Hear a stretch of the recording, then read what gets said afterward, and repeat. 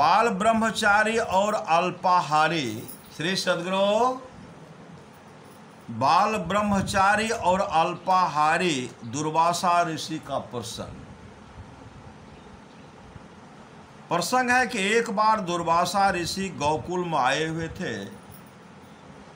वे यमुना के उस पार रह रहे थे। गोपियां नाना प्रकार के व्यंजन बनाकर उन्हें नित्य भोजन करा के आया करती।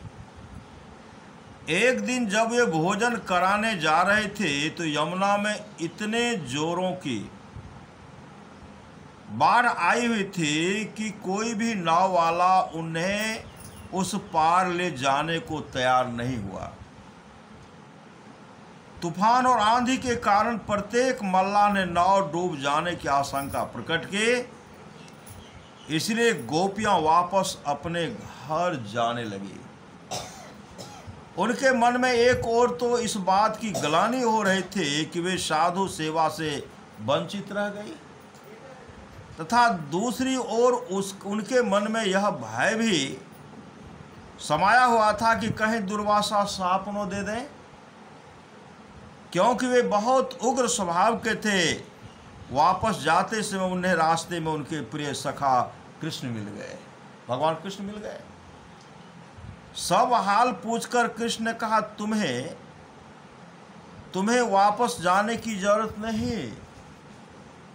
तुम जाकर यमुना से कहो कि हे यमुना मैया, यदि कृष्ण बाल ब्रह्मचारी है तो दो टुकड़ों में विभक्त होकर हमें रास्ता दे दो और यह आंधी तूफान शांत हो जाए। गोपियों की थोड़ी हंसी तो आई, गोपियों को थोड़ी हंसी तो आई, लेकिन उन्होंने ऐसा ही किया। गोपियां द्वारा कहे हुए कृष्ण वचन सुनकर यमुना ने उन्हें अपने बीच से मार्ग दे दिया। यमुना ने उनको क्या किया? बीच से मार्ग दे दिया। यमुना के पार जाकर गोपियों ने दुर्वासा को अच्छी तरह भोजन कराया।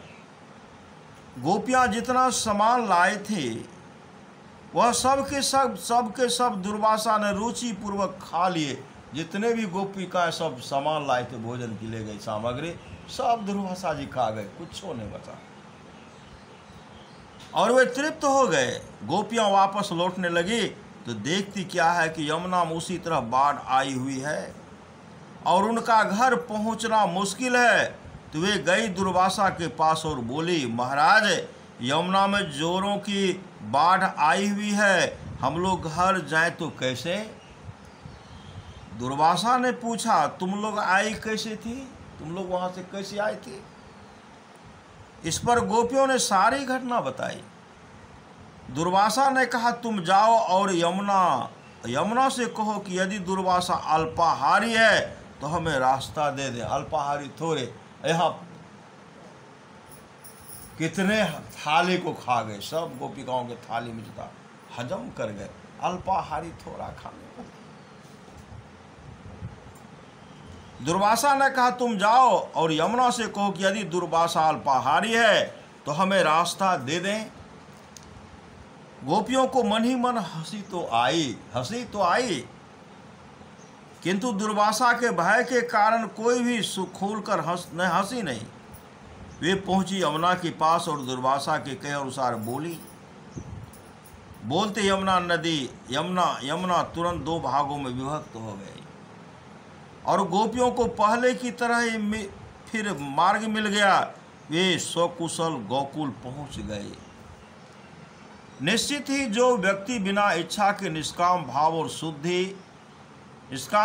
शुद्ध बुद्धि से काम करता है, वह सब कुछ करता हुआ भी कुछ नहीं करता है। श्री सद्गुरु महाराज की जय।